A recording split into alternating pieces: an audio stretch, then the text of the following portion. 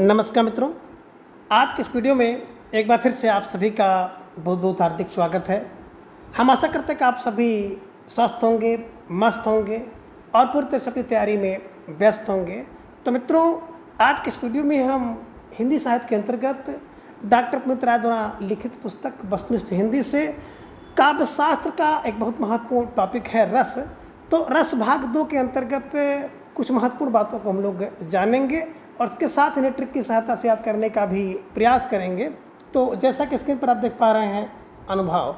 बात करें अनुभव, तो अनु माने बाद में जो भाव होता है उसे हम लोग कहते हैं अनुभव, है ना। तो अनुभव की बात करते हैं तो अनुभव इसमें देख रहे हैं 4 प्रकार के होते हैं: कायिक, मानसिक, आहार्य और सात्विक।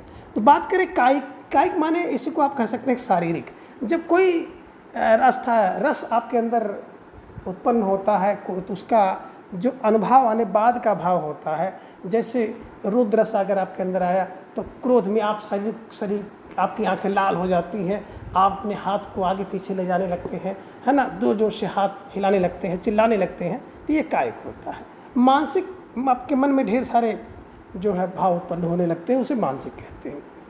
आहार्य माने वेशभूषा। देखे होंगे कभी कभी जब कोई व्यक्ति ना क्रोध में होता है तो कौन सी चीज़ पहन लिया है, कैसे पहन लिया है, ऊट पटंग की उसको देखते ही आपको लग जाएगा कि गुस्से में है ना। नॉर्मल वेशभूषा आपको नहीं दिखाई देगी। इसी प्रकार से अगर आपको कोई श्रृंगार रस में देखेंगे तो वेशभूषा खूब बढ़िया रहेगी, सुंदर रहेगी, ऐसा लगेगा ही आपको कि ये श्रृंगार इसलिए किया गया है कि लोग उसके प्रति अनुरक्त हों, है ना। तो ये आहार्य यानी कि वेशभूषा। और सात्विक जो अपने आप मनोभाव उत्पन्न हो जाते हैं, इनकी संख्या 8 बताई गई है: श्वेद, कंपन, रोमांच, स्तंभ, स्वरभंग, असुर, विवर्णता और प्रलय, है ना। मैंने एक ट्रिक बताई थी कि ट्रिपल एस को रोक, नहीं तो वैवर्ण, असुर, प्रलय होगा। ट्रिपल एस माने श्वेद, दूसरा एस स्तंभ, तीसरा स्वरभंग। तो ट्रिपल एस यही है: सा से श्वेद, सा से स्तंभ, सा से स्वरभंग। रोक रोमांच और कंपन, नहीं तो क्या होगा? वैवर्ण, विवर्णता, असुर और प्रलय होगा। तो ये ध्यान में रखिएगा। 8 जो सात्विक भाव हैं, इसकी ट्रिक मैंने आपको बताई थी कि ट्रिपल यस को रोक, नहीं तो वैवर्ण, असुर, प्रलय होगा। और यहाँ से एक प्रश्न बन जाता है कि निम्नलिखित में से कौन सा एक जो है सात्विक भाव है या कौन सा एक सात्विक भाव नहीं है। ठीक है, 8 को आपको रटना है। ट्रिपल यस पकड़िएगा, इसके बाद रोक पकड़ लिएगा, नहीं तो वैवर्ण, असुर, प्रलय होगा। ऐसा ध्यान में रख लेंगे तो निश्चित रूप से आपको याद हो जाएगा। ठीक है, चलिए आगे देख रहे हैं कि सात्विक अनुभव की संख्या कितनी मानी गई है? तो 8 मानी गई है। बिल्कुल आपको कहीं भटकने की जरूरत नहीं है। 8 रस, 8 अस्थायी भाव और 8 यहाँ पर आप देख रहे हैं सात्विक अनुभव। आगे व्यभिचारी या संचारी भावों की संख्या कितनी मानी गई है? तो 33 है। व्यभिचारी या संचारी भावों की संख्या है 33, ध्यान में रख लीजिएगा। और आगे है औचित्यम रससिद्धस्य स्थिरम काव्यस्य जीवितम, उक्ति किसकी है? तो जहाँ पे देखिएगा औचित्यम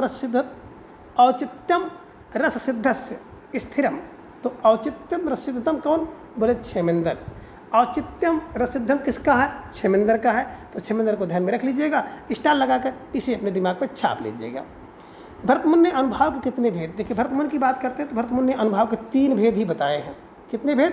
3। वाचिक वाणी से, आंगिक माने अंग से, और सात्विक आपने देखा जो सहज आपके मन में उत्पन्न है। तो वाचिक माने जब कोई व्यक्ति क्रोध में होता है या करुण में होता है तो उस तरह के बोलने लगता है। जैसे क्रोध में देखे होंगे, अगर कोई व्यक्ति क्रोध में हो जाता है, अरे दुष्ट, नीच, खल, पामर, दुष्ट आदि शब्द बकने लगता है ना। अंग क्या हो जाते हैं? अंग को पटकने लगता है, हाथ उठा लेता है ना, बार बार हाथ हिलाता है, उंगली दिखाने लगता है। तो ये रुद्र में होते हैं, ध्यान में रखिएगा। और सात्विक मनोभाव आपने भी देखा कि 8 है: ट्रिपल यस, वैवर्ण, असुर। ट्रिपल एस को रोक, नहीं तो वैवर्ण, असुर, प्रलय होगा। तो उसमें से कोई एक सात्विक भाव या 2 सात्विक भाव आपको देखने को मिल सकते हैं। ठीक है, चलिए भानुदत्त के अनुसार अनुभव कितने प्रकार होते हैं? तो देखिए, भानुदत्त ने कहा कि 4 प्रकार के होते हैं: कायिक, मानसिक, आहार्य एवं सात्विक। तो ये ध्यान में रख लीजिएगा। भरत मुनि के अनुसार 3 हैं और भानु के अनुसार 4 हैं, ये ध्यान में रख लीजिएगा। आचार्य शुक्ल ने विरोध और अविरोध के आधार पर संचारी भावों के कितने वर्ग बताए? तो 4 इन्होंने बताया कि विरोध अविरोध के आधार पर। ध्यान में रख लीजिएगा। कभी कभी मित्रों प्रश्न यहाँ से भी बन सकता है कि आचार्य शुक्ल ने संचारी भावों की संख्या कितनी बताई? तो आपके दिमाग में रख लेना है कि विरोध और अविरोध के अनुसार किसने बताया? शुक्ल ने बताया। कितना बताया? तो आपने देखा 4 बताया, सुखात्मक, दुखात्मक, उभयात्मक और उदासीन। ठीक है, ये ध्यान में रख लीजिएगा। आगे संचारी भाव जिनकी संख्या 33 उन्हें आप देख सकते हैं, जिनमें निर्वेद, ग्लानि और शंका, है ना। देखिए संचारी भाव में निर्वेद हो सकता है, ग्लानि हो सकती है, शंका हो सकता है। तो बोले संचारी भाव है क्या? बोले शंका ही संचारी भाव है। ग्लानि है तो संचारी भाव है, निर्वेद है तो संचारी भाव है, ध्यान में रख लीजिएगा। आयुष्या संचारी भाव, मद संचारी भाव, श्रम संचारी भाव, आलस्य भी एक संचारी भाव है, दैन्य भी एक संचारी भाव है, और चिंता अगर आप करते हैं तो चिंता भी एक संचारी भाव है। अस्मृति संचारी भाव है, धृति संचारी भाव है, ब्रीड़ा, देखिए पूछा जाता है ब्रीड़ा, ये भी एक संचारी भाव है। चपलता संचारी भाव है। हर्ष संचारी भाव के अंतर्गत आता है, आवेग भी संचारी भाव है। जड़ता, गर्व और विषाद ये भी संचारी भाव बताए गए हैं, है ना। औत्सुक्य, निद्रा और अपस्मार, कई बार पूछा गया अपस्मार है सात्विक भाव है, अनुभाव है या संचारी भाव है, तो बिल्कुल आपको लगाना है किसमें? संचारी भाव में। सुप्ति संचारी भाव, सात से सुप्ति, सात संचारी भाव। विबोध भी संचारी भाव है, अमर्ष भी संचारी भाव है। अभिथ्या एक संचारी भाव है, उग्रता संचारी भाव है, मति संचारी भाव, व्याधि संचारी भाव है, उन्माद संचारी भाव है, मरण, है ना, मरण भी संचारी भाव है, ध्यान में रख लीजिएगा। त्रास, वितर्क और मोह, ये कुल मिला के 33 संचारी भाव है, ध्यान में रख लीजिएगा। ठीक है ना। भरत मुनि रसों की संख्या कितनी मानी है? तो कई बार आप इसको देख चुके हैं कि भरत मुनि ने रसों की संख्या 8 बताई और दंडी ने भी रसों की संख्या 8 बताई। तो भरत मुनि ने रस 8, अस्थाई भाव 8, और ये ध्यान में आप रख लीजिएगा। ठीक है। दंडी ने भी रसों की संख्या 8 बताई है। और शांत रस का विवेचन सर्वप्रथम किसने, है ना, शांत रस को रस विवेचन में सर्वप्रथम किसने स्थान दिया? तो उद्भट ने। उठ भट्ट से शांत रस, है ना। कभी कभी देखे होंगे कुछ लोग उठते हैं भट्ट से तुरंत शांत हो जाते हैं, तो उठा भट्ट से शांत हो गया, उठा भट्ट से लेकिन शांत हो गया, तो ऐसे ट्रिक बना लीजिएगा शांत उद्भट का। प्यान नामक नवीन रस की कल्पना सर्वप्रथम किसने की? तो प्यान नामक नवीन रस की तुलना करने वाले जो रुद्र टाइप के लोग होंगे वही प्यान रस की कल्पना करेंगे। तो प्यान कौन करता है? जो रुद्र टाइप के लोग होंगे, रुद्र टाइप के लोग। रुद्रट ने क्या किया? प्यान नामक नवीन रस की कल्पना किया है। ये ट्रिक बनाना है और दिमाग में बैठाना है। आगे प्यान रस का अस्थाई भाव किसे माना गया है? तो अस्नेह को प्यान रस का अस्थाई भाव मानेगा। अस्नेह, और किसने कल्पना की? रुद्रट ने की। शांत, उदात्त और उद्धत नामक नवीन रसों की कल्पना किसने की? भोज ने की है। भोज ने कहा कि शांत हो जाओ, उद्धत हो जाओ और उदात्त हो जाओ। तो ये ध्यान में रखिएगा। भोज में व्यक्ति क्या होता है? पहले देखे होंगे उद्धत रहता है, फिर उद्दित होता है, फिर जब भोज हो जाता है ना तो शांत हो जाता है। तो ध्यान में इसे रख लीजिएगा, ट्रिक बनाना है ना, कैसे दिमाग में आपके बैठ जाए। एकमात्र करुण को ही मूल रस किसने माना है? और कहा भी है कि एको रस है करुण, तो भावभूति ने है। भावभूति ने कहा करुण की अनुभूति होती है। अनुभूति किसको होती है? भावभूति को होती है। तो किसकी अनुभूति होती है? एकमात्र करुण रस की अनुभूति होती है। ये भी आप ध्यान में रखिएगा। आगे है, किस आचार्य ने शांत रस को मूल रस के रूप में प्रतिष्ठित किया? तो अभिनव गुप्त ने। अभिनव गुप्त ने क्या किया कि शांत रस को मूल रस के रूप में प्रतिष्ठित किया है। ये भी आपको ध्यान में रखना होगा। आगे है, किस आचार्य ने अद्भुत रस को मूल रस, और इन्होंने लिखा कि सर्वत्र आप्य अद्भुतो रस माना है। तो विश्वनाथ ने अद्भुत, विश्व में देखे होंगे ना बहुत अद्भुत चीज़ें हैं, तो बस ऐसे क्यों बनाना है? अद्भुत रस, सर्वत्र अद्भुत रस है, तो सब जगह अद्भुत रस है। पूरे विश्व में देखेंगे सब जगह अद्भुत रस है, और इतना अद्भुत है कि उस पर आप विश्वास नहीं कर सकते हैं। अभी हाल ही में IPL का मैच चल रहा था, आप लोगों ने देखा होगा कि वैभव सूर्यवंशी जो कि 14 वर्ष का एक लड़का है, इतना बढ़िया जो है खेल रहा है। तो वहाँ भी एक अद्भुत, एक विस्मय है कि बड़े बड़े महानतम जो गेंदबाजों को इतनी आसानी के साथ खेला है। तो उसको देखने के बाद आप कह सकते हैं कि विश्व में अद्भुत ही है ना। तो ये ऐसे जोड़ना है, विश्व में अद्भुत है। सर्वप्रथम विश्वनाथ के प्रपितामह जिनका नाम नारायण पंडित था, अद्भुत रस को मूल रस माना था, और विश्वनाथ ने उन्हीं का मत उद्धृत किया है। ठीक है। आगे है, किस आचार्य ने श्रृंगार, रौद्र, वीर, विभीषण को मौलिक रस माना, और इनसे जो है हास्य, करुण, अद्भुत एवं भयानक रस का विकास स्वीकार किया है। तो मुनि ने, कौन? मुनि ने कहा कि 4 रस मूल हैं। श्रृंगार बीबी करती है, श्रृंगार बीबी करती है, मुनि नहीं। श्रृंगार कौन करती है? बीबी करती है। स्त्री श्रृंगार रस, रौ रौद्रस, बीबी, वीर रस और विवेश, ये 4 मौलिक माना। और हास्य, करुण, अद्भुत, भयानक, है ना। तो HKAB हास्य, करुण, अद्भुत, भयानक, ये रस उनसे विकास हुआ है, ऐसा मानने वाले भरत मुनि हैं। तो इनको आप ध्यान में रख लीजिएगा, ठीक है। चलिए आगे कुछ महत्वपूर्ण तथ्य आप देख पा रहे हैं, स्क्रीन पर आपके आ गया है कि श्रृंगार को मूल रस किस आचार्य ने माना है। तो देखिए, श्रृंगार को मूल रस मानने वाला कोई और नहीं बल्कि भोज में श्रृंगार, जब किसी का भोज होता है ना तो लोग श्रृंगार करके जाते हैं। बस ऐसे क्लू बनाइएगा, चाहे बर्थडे हो, चाहे किसी की एनिवर्सरी हो, चाहे किसी का गृह प्रवेश हो, चाहे किसी का शादी विवाह हो, तो भोज में श्रृंगार बस ध्यान में रख लीजिएगा, श्रृंगार मूल रस, ठीक है। चलिए आगे, भक्ति रस को मूल रस किसने माना है। तो भक्ति कौन मान कर सकता है? मधुसूदन सरस्वती एवं रूप गोस्वामी ने भक्ति रस को मूल माना है। तो भक्ति रस को मूल मानने वाले मधुसूदन सरस्वती और रूप गोस्वामी हैं। भगवत भक्ति रसायन नामक ग्रंथ किसने लिखा है? तो मधुसूदन सरस्वती ने लिखा है। भगवत भक्ति रसायन ग्रंथ किसका है? मधुसूदन सरस्वती का है, ये भी ध्यान में रखिएगा। और आगे है, रस सिद्धांत के प्रतिष्ठापक आचार्य कौन है? भरत मुनि हैं। भरत रस भरते हैं, अभी आपने देखा था, 1 किलो हम लोग बनाए थे, है ना। किस आचार्य ने रस को काव्य की आत्मा घोषित किया है? तो विश्वनाथ ने रस की काव्य, है ना, रस को काव्य की आत्मा किसने? विश्वनाथ ने माना है। और इन्होंने एक उक्ति कही है कि वाक्यम रसात्मक काव्यम, वाक्यम रसात्मक, वाक्यम विश्वम, मैंने आपको बताया था ना, वाक्यम देखिएगा फिर विश्वम लगाइएगा, वाक्यम विश्वम, ठीक है। चलिए आगे है, रस विवेचन के संदर्भ में किस विद्वान ने निष्पत्ति का अर्थ उपचित किया? तो निष्पत्ति का अर्थ जो उपचित करने वाले विद्वान हैं भट्ट लोल्लट, ये ध्यान में रख लीजिएगा। आगे है, निष्पत्ति का अर्थ है अभिव्यक्ति किसने किया? तो अभिनव गुप्त ने अभिव्यक्ति किया है, ये भी ध्यान में रखिएगा, ठीक है। रस विवेचन में चित्तुरंग न्याय की कल्पना, चित्र जब बनाता, कोई चित्र बना दिया ना तो लोग शंका करते हैं। मान लो अभी हमने ही एक चित्र बना दिया तो इसमें लोग शंका करेंगे, कोई कहेगा ये चित्र है, कोई कहेगा चित्र है ही नहीं, कोई कहेगा इसमें तो जो है कि हथौड़ा बना है, कोई कहेगा इसमें एक बहाला बना हुआ है, एक शंका होगी, बस ध्यान में रख लीजिएगा। चित्तुरंग न्याय में शंका होती है, शंकुक का है। सादरीकरण की प्रक्रिया में मधुमती भूमिका की चर्चा किसने किया? मधुमती भूमिका के सब हैं, मधुमती भूमिका के सब हैं, केशव, ध्यान में रखिएगा। सादरीकरण की प्रक्रिया मधुमती की भूमिका केशव, ठीक है। रस का विरोध किस विद्वान ने किया? तो सब लोग जान रहे हैं, रस का विरोध करने वाले मामा हैं, है ना। जो मामा लोग होते हैं रस का विरोध करते हैं, है ना, चाहे मामा सकनी हो, मामा ठाकुर हो, है ना, और मामा कंस हो, तो रस का विरोध करने वाले कौन हैं? मामा माने भामा। संस्कृत के अनुसार भरत मुनि के रस सूत्र में आए संयोग शब्द का क्या अर्थ है?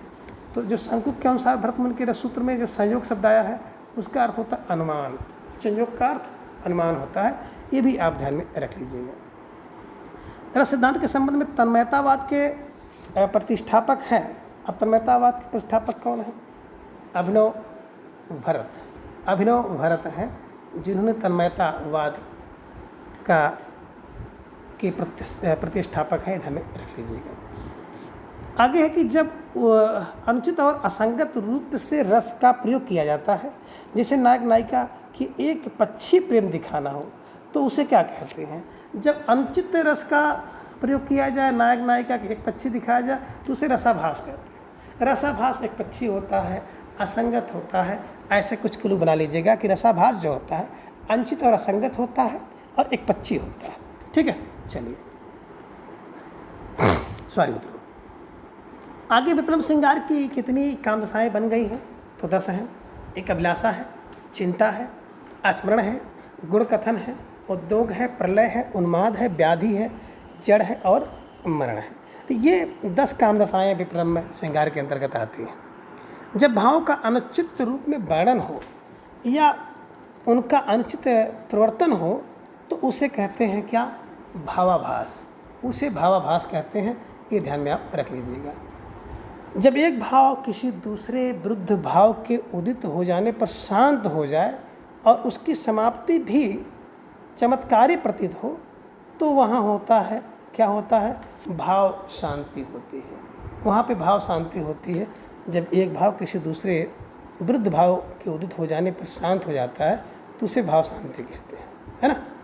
आगे एक भाव की शांति होने पर जब अन्य भाव के उदय होने में चमत्कार दिखाई पड़े तो उसे क्या कहते हैं, चमत्कार होता है तो भाव का उदय होगा। ये भी ध्यान में रख लीजिएगा, क्या होगा, भाव उदय होगा। एक के बाद अन्य अनेक भावों का जब एक साथ उदय होता है तो उसे क्या कहते हैं, जब एक के बाद एक अनेक होता है तो उसे भाव सबलता कहते हैं, है ना। जब एक के बाद एक भाव चमत्कार उत्पन्न होते हैं तो चमत्कार भाव उदय होगा, लेकिन जब एक के बाद एक अनेक भाव उत्पन्न एक साथ हो जाएंगे तो भाव सबलता होगी। और जिस विषय के द्वारा भाव मन में जगते और विकसित होते हैं तो उसे क्या कहते हैं, विभाव। हमने कहा था ना, विभाव माने होता है कारण, यानी कि जिसके कारण मन में भाव उत्पन्न होता है वही विभाव है। विभाव माने कारण होता है। और जिसके हृदय में रति आदि स्थायी भाव जगते हैं उसे आश्रय कहते हैं, है ना। ये भी ध्यान में आप रख लीजिएगा। और जिन कार्यों से भाव का अनुभव होता है उससे अनुभाव कहते हैं। अनु माने बाद का, भाव माने जो भाव होता है उसी को अनुभाव कहते हैं। किस विद्वान ने सद्राक्ष करुण रस है कहकर करुण रस की उत्पत्ति रौद्र रस से मानी है। ये लीजिए, मुनि भरत मुनि ने कहा कि सद्राक्ष करुण रस है, यानी करुण रस की उत्पत्ति जो है रौद्र रस से होती है। ये भरत मुनि ने माना है। और देखिए ये बात बिल्कुल सत्य भी है कि मुनि के कारण ही रौद्र मुनि जो रौद्र करते थे उससे करुण रस उत्पन्न होता था। आपने देखा होगा, सुना भी होगा ना कि अभिज्ञान शकुंतला में देखा होगा कि महर्षि कणो, दुर्वासा ऋषि, है ना, कणो के आश्रम में जो पुत्री रहती थी तो शकुंतला को किसने श्राप दिया था, है? तो ये ध्यान में रख लीजिएगा, है ना। यही आपके ध्यान में रखना होगा कि उन्होंने श्राप दे दिया, ठीक है ना। तो ये सब ध्यान में आपको रखना होगा। ऋषि मुनि जो होते थे ना वो श्राप देते थे, और श्राप जब दे देते थे तो उस पर जैसे उनके क्रोध से ही करुण रस उत्पन्न हो जाता था। ऐसे क्यों बना लेना है कि दुर्वासा ऋषि ने शकुंतला को श्राप दिया तो दुर्वासा ऋषि क्या थे, रौद्र थे, है ना, उनके अंदर क्रोध अस्थायी भाव जगा और उन्होंने श्राप दे दिया। अब श्राप देने से क्या हो गया, करुण रस उत्पन्न हो गया।